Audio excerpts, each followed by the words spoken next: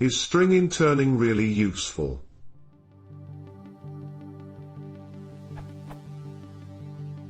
I was having a conversation about strings and various languages a while back, and the topic of string interning came up.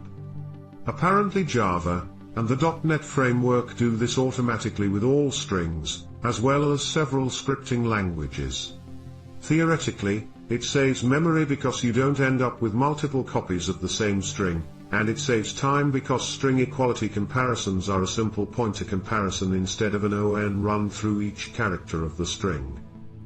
But the more I think about it, the more skeptical I grow of the concept's benefits. It seems to me that the advantages are mostly theoretical.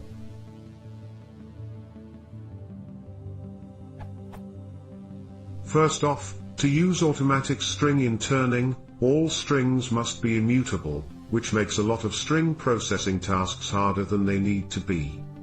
And yes, I've heard all the arguments for immutability in general. That's not the point. Every time a new string is created, it has to be checked against the string interning table, which is at least an ON operation. Edit, where n is the size of the string, not the size of the table, since this was confusing people, so unless the ratio of string equality comparisons to new string creation is pretty high, it's unlikely that the net time saved is a positive value.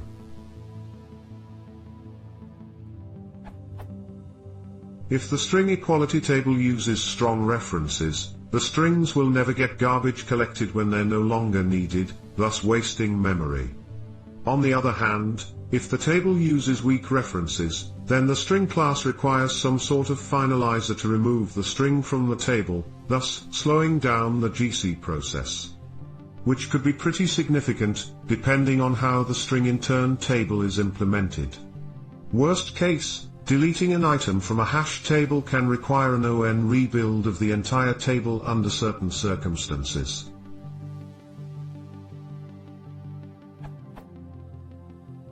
This is just the result of me thinking about implementation details. Is there something I've missed? Does string interning actually provide any significant benefits in the general case? Edit 2, alright. Apparently I was operating from a mistaken premise. The person I was talking to never pointed out that string interning was optional for newly created strings, and in fact gave the strong impression that the opposite was true. Thanks to John for setting the matter straight. Another accepted answer for him.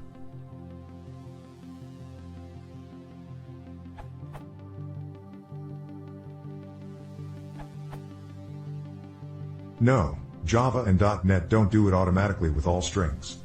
They, well, Java and C#, do it with constant string expressions expressed in bytecode/EL, and on demand via the string.intern and string.intern.net methods. The exact situation in .NET is interesting, but basically the C# compiler will guarantee that every reference to an equal string constant within an assembly ends up referring to the same string object. That can be done efficiently at type initialization time, and can save a bunch of memory. It doesn't happen every time a new string is created.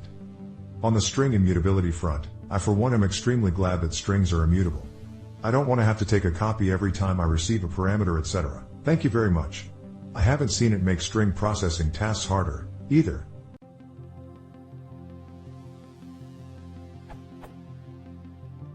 And as others have pointed out, looking up a string in a hash table isn't generally an ON operation, unless you're incredibly unlucky with hash collisions.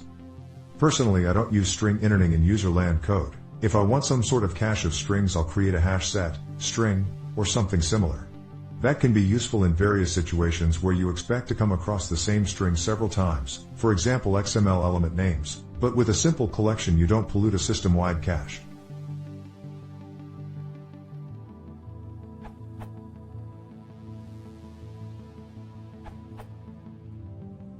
First off, to use automatic string interning, all strings must be immutable, which makes a lot of string processing tasks harder than they need to be. And yes, I've heard all the arguments for immutability in general. That's not the point. This is true and string are immutable in Java. I am not sure if this is a bad thing. Without going into immutable versus mutable, I like to think this is a great design because of caching and so much more simplicity that I won't get into.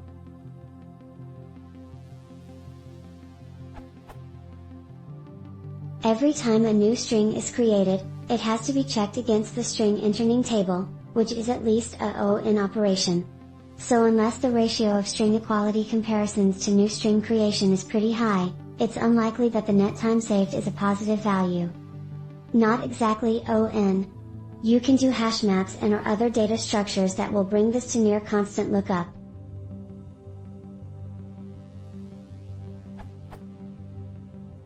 If the string equality table uses strong references, the strings will never get garbage collected when they're no longer needed, thus wasting memory. On the other hand, if the table uses weak references, then the string class requires some sort of finalizer to remove the string from the table, thus slowing down the GC process. Which could be pretty significant, depending on how the string intern table is implemented. Worst case, deleting an item from a hash table can require an O-in rebuild of the entire table under certain circumstances.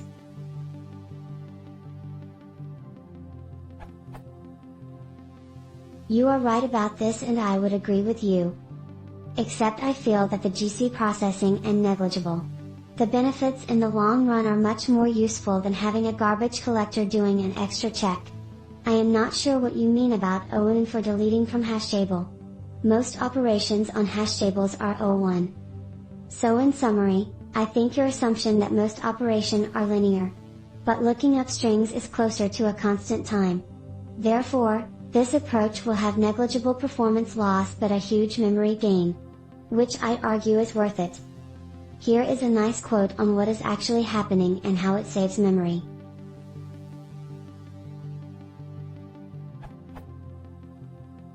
To save memory, and speed up testing for equality, Java supports interning of strings. When the intern method is invoked on a string, a lookup is performed on a table of intern strings.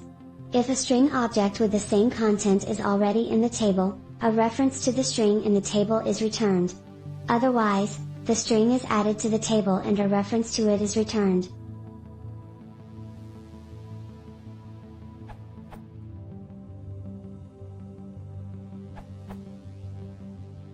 The A.equals-B is very fast for random strings.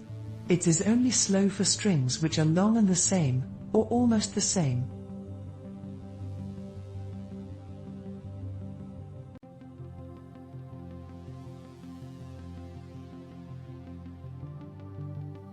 On a 2.3 GHz laptop prints.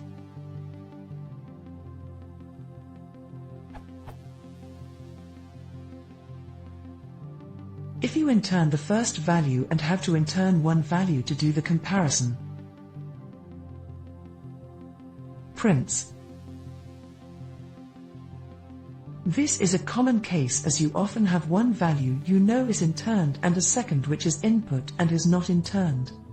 If you only use intern strings and equals it, and don't count the cost, prints.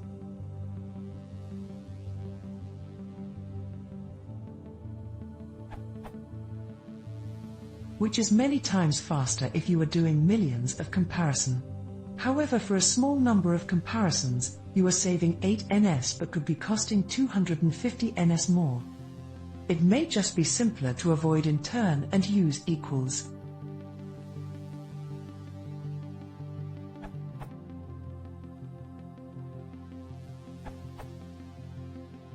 Here's the Python documentation's take on it.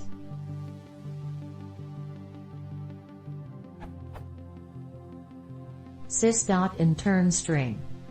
Enter string in the table of intern strings and return the intern string, which is string itself or a copy.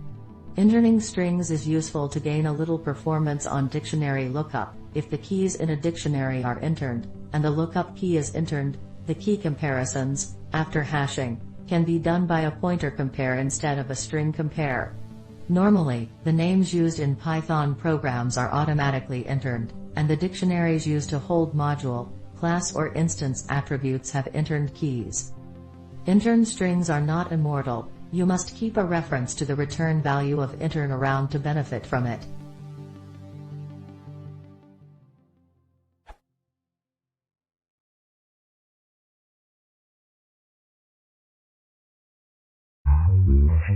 persistence is up.